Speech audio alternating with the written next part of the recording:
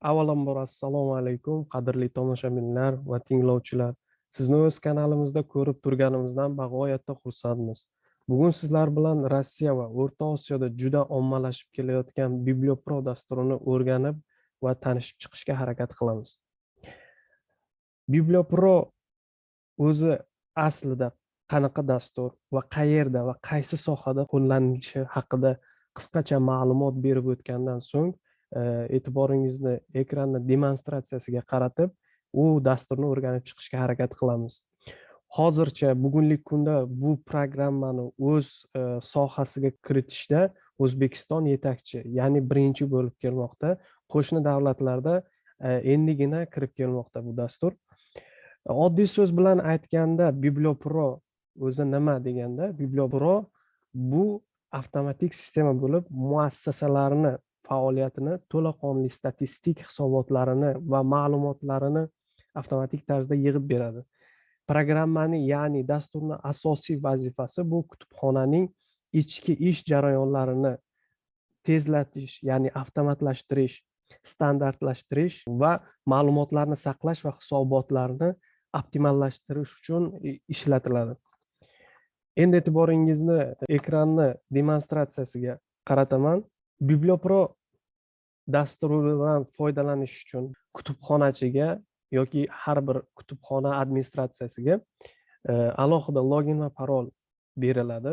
U bizning programmistlar tomonidan beriladi. Har bir kishining o'zining alohida login paroli bo'lib, u o'z alohida login paroli bilan dasturga kiradi. Kutubxonachiga kerak bo'lgan widjet bu kutubxona va qo'llab-quvvatlash.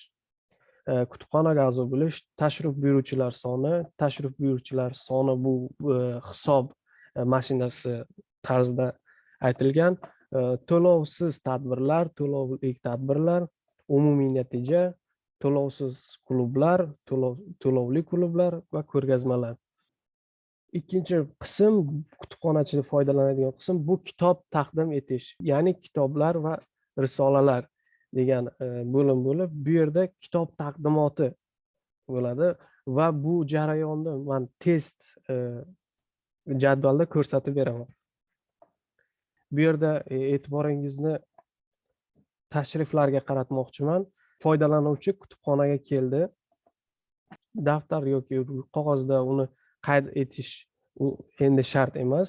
Uning uchun faqatgina biz plyusga bossak, bu yerda keraklik parametrlar kelib chiqadi. Ya'ni erkak yoki ayolligini tanlaymiz. Deylik bu erkak kishi. Yoshini qayd etamiz. Yoshi 23 yosh deylik. Yoshidan keyin jamiyatdagi o'rni, statusi. Bu nafaqaxo'rmi, xizmat xodimimi, talabami va boshqa o'quvchilarmi? Biz 23 yoshdan kelib chiqqan holda bu talabani tanlaymiz. Bu yerda qo'shimcha yana bor, semya, ya'ni oila statistikasi bor. Bu yerda programmani tillari ham mavjud. Bu yerda o'zbekcha kirilcha yoki o'zbekcha lotinchani tanlashimiz mumkin. O'zbekcha lotinchani tanlasak, harflar avtomatik tarzda lotin harflariga o'zgaradi. Yoki o'zbekcha kirilchani tanlashimiz mumkin. O'z mavzumizga qaytsak, kerakli parametrlarni tanlagandan keyin yangi a'zo bo'luvchi bo'lsa, yangiga galочка qo'yganimizdan keyin qayd etishga bossak, kitobxon a'zo bo'lganini bizga programma ko'rsatadi. Foydalanuvchi keldi, kutubxonaga a'zo bo'lishni istamaydi, ya'ni registratsiyadan o'tishni xohlamaydi. Kutubxonaning resurslaridan, kitoblaridan foydalanadi-yu, o'qib, keyin chiqib ketmoqchi. Unda uni ham hisobga olsa bo'ladi. U uchun tashrif buyuruvchilar soni widjetidan foydalanamiz. Bu yerda faqatgina kelgan kishini plus bilan qayd etamiz. Chunki u bizda ro'yxatdan ham o'tmadi, registratsiyadan ham o'tmadi. Faqat kelib biz kutubxona resurslaridan foydalanib ketgani uchun biz tashrif buyuruvchilar soniga faqat qayd etib boramiz. Bu yerda uyga tashrif, ya'ni telefon orqali SMS, email va boshqa harakatlar ham bor. Agar telefon orqali SMS, email orqali tashrif buyurgan bo'lsa, unda bu yerga plyuschaga bossak, bizga qo'shilgan insonni sonini ko'rsatadi. Tashrif buyuruvchilar soni 3-bo'limida Bu yerda deyaylik davlat kutubxonalari yoki shunday kutubxonalar borki, u kutubxonalarda noyob fondlar bor, ya'ni qimmatbaho kitoblar bor. U kutubxonalarda himoyaviy jihozlar joylashtirilgan bo'lib, kirib chiqqan har bir insonni hisoblaydi. Bu bo'lim o'shanga asoslangan. Agar kutubxona o'shanaqa jihoz o'rnatsa, o'shanda biblioprodasturning bu bo'limi ham ishlashni boshlaydi. Kirgan chiqqan har bir shaxsni hisoblab, agar u fonddan biror kishi kitob olib ketmoqchi bo'lsa, u ro'yxatdan o'tkazilmagan yoki qayd etilmagan bo'lsa, u yerda datchiklar ishlab signal ishlashi mumkin. Bu yerda ko'rib turganingizdek to'lovsiz tadbirlar bor, to'lovli tadbirlar. Umumiy natija shu har bir dasturlar, klublar, ya'ni tadbirlar, to'garaklar har birini umumiy natijasi ana bu yerda ko'rsatiladi. Shuningdek, to'lovsiz klublar, to'lovli klublar va ko'rgazmalar mavjud. Biz kiritgan har bir ma'lumot bizning elektron kundalikda, ya'ni umumiy jadvalga tushadi. Boshqacha qilib aytganda, kutubxonachining ikkinchi etapda bajaradigan ishi, birinchisi bu kelgan kishilarni qayd etish bo'lsa, ikkinchisi kitob taqdim etish. Kitob taqdim etish uchun biz kitob taqdim etish bo'limiga o'tib, statsionar yoki statsionardan tashqari foydalanuvchilar bor. Biz deylik statsionar 15 yoshdan 30 yoshgacha yoki 30 yoshdan tepa yoshdagilar keldi desak va jismoniy tarzda yoki elektron yoki va boshqalar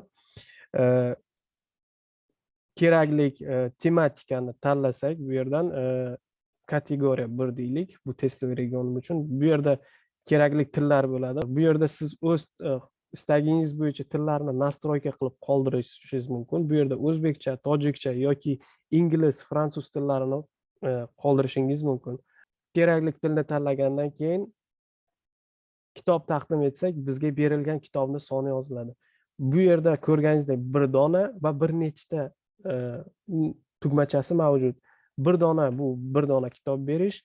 Masalan deylik, bir sinfga yoki bir kursga 20 ta geografiya yoki 20 ta adabiyot kitobi berilishi kerak bo'lsa, unda biz bir nechtaga bosamiz. Bir nechta mavzusi bir xil bo'lgan kitoblarni qayta bir donadan o'tkazmasdan birato'lasi bir nechtaga bosib sonini kiritsak bo'ladi. Berilgan nusxalar va maslahatlar, ma'lumotlar va boshqalar. Bu yerda berilgan nusxalar kiritiladi. Ma'lumotlar va maslahatlar. Bu yerda yoshi, ma'lumotlar turi, qaysi turi bo'yicha, konsultatsiyami, adresni va boshqalar. Bu yerda boshqalar o'quv zallari ma'lumotlari kiritiladi. Endi biz kiritgan ma'lumotlarimiz bizni elektron kundalikni umumiy jadvaliga tushadi. Registratsiyadan o'tgan kishi va bir kishi faqat kelib kutubxona resursidan foydalanib ketdi. Umumiy bizda 2 kishi kelgan va ikkalasini ham bizni jadval ko'rsatadi.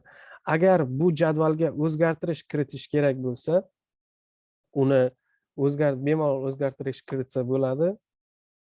Bu uchun biz kerakli bo'limlarga kerakli raqamni kiritib ha'ni bossak, bu agar kutubxonachi xato qayd etgan bo'lsa yoki biror kishini kiritish esidan chiqib qolgan bo'lsa, uni keyinchalik bemalol o'zgartirsa bo'ladi.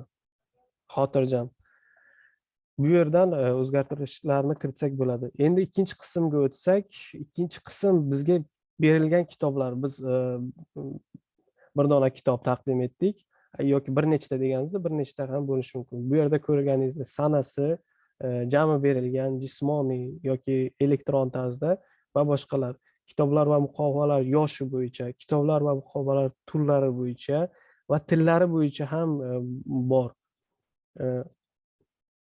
Hujjat va ma'lumotlar. Berilgan hujjat va ma'lumotlar bizning jadvalimizni ikkinchi qismida oxirida navbati bilan turadi. Uchinchi qismga o'tsak, bu yerda berilgan elektron resurs hisoboti tushadi. To'rtinchi qismda esa bizga statsionar tadbirlar, statsionardan tashqari tadbirlar, klublar va statsionardan tashqari klublar va onlayn tadbirlar. Beshinchi qism bizda ko'rgazmalarni hisoboti tushadi. Oltinchi qism bizda uydagi foydalanuvchilar va ko'chma faoliyatlarni hisobotlari kelib tushadi. Oilaviy statistikani hisobotlari kelib tushadi bu jadvalimizda. Biz kutubxonachi tadbir kiritish uchun avvalambor tadbir qismlari, bu jami o'tkazilgan tadbirlar, rejalashtirilganlar, rejadan tashqari tadbirlar, boshqalar, hisobot talab qilinadigan, ya'ni tadbir tugagandan keyin hisobot talab qilinadigan tadbirlar, bajarilgan tadbirlar. Kutubxonachi tadbir kiritish uchun u faqatgina plyuschaga bosadi. Bu yerda o'zi kerakli ma'lumotlarni to'ldiriladigan paragraflar kelib chiqadi. Tadbirning nomi, biz kerakli nomni kiritamiz, tadbirning turi, yo'nalishi va tadbir haqida albatta biz qisqacha ma'lumot qoldirishimiz kerak.